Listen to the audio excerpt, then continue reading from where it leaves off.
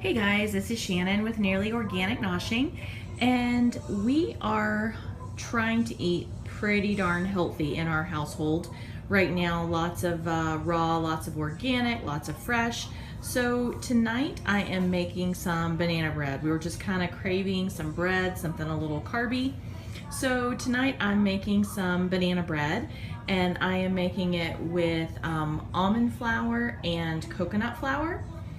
And this is the list of the ingredients. So if you wanted to do a screenshot, let me see if I can get all this in here. This is the screenshot of the recipe. There is nothing special order or anything that you have to put this in, other than it suggests you put the dry ingredients in one bowl, mix them really well, and then put the wet in the other, and then incorporate them together. So I'll just go step by step real quick down the list. We have 3/4 teaspoon of baking powder, 1/2 teaspoon of salt, 1 teaspoon of cinnamon, 1/4 teaspoon of nutmeg, 3/4 of a cup of almond flour, 1/4 of a cup of coconut flour, 2 tablespoons of melted coconut oil, and I'm in Florida, so I have no problem there. It's already all melted for me. 2 eggs, and these are from our chickens. 2 bananas that are soft. These guys are soft and perfect for banana bread. 1/4 cup of pure maple syrup, and 1 teaspoon of vanilla extract. And this is vanilla extract that I make with vodka and vanilla beans.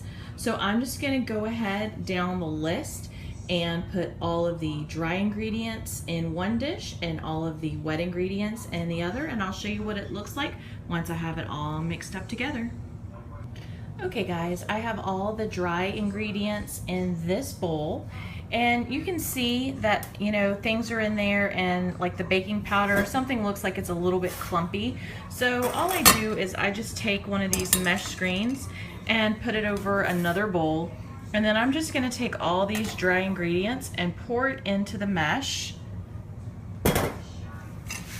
and then sift it through. You could use a sifter if you wanted. Just one of these screens work really, really well. Just one of these little strainers, these stainless steel drainers.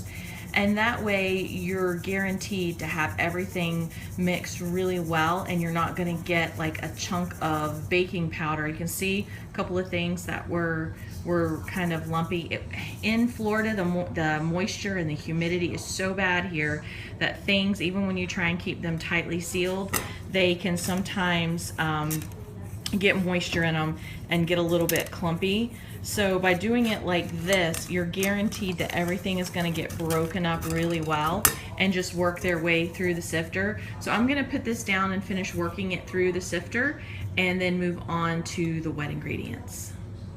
Okay guys, I have my wet ingredients in this bowl, and I have my dry ingredients in this bowl. And instead of making bread, I'm doing muffins just because I want them to cook faster, and then I can take the leftover muffins and have them for breakfast in the morning. And if you hear growling dogs and an Australian accent, Connor is in the living room with Chris, and they are watching The Crocodile Hunter and playing with the dogs, so it might get a little loud while I'm cooking dinner. So I'm going to blend the 2 ingredients here together, and then go ahead and start filling the muffin cups. Okay guys, they are all filled and in the oven cooking along with my chicken dish. I'm gonna make a salad to go along with dinner, let everything cook, and I'll show you what it looks like when it comes out. Okay guys, here are the muffins out of the oven with the rest of dinner. You can see they're spongy, super soft. They smell so good, and they are gonna pair nicely with a pesto chicken I made with black garlic and veggies, and I have a creamed butternut squash here and a Greek salad. So these muffins look delicious, and I'm sure we're gonna enjoy them for dinner tonight and breakfast tomorrow. All right guys, I hope you're having a great night. Okay Connor, what do you think of the muffin? Try it. Good? Awesome.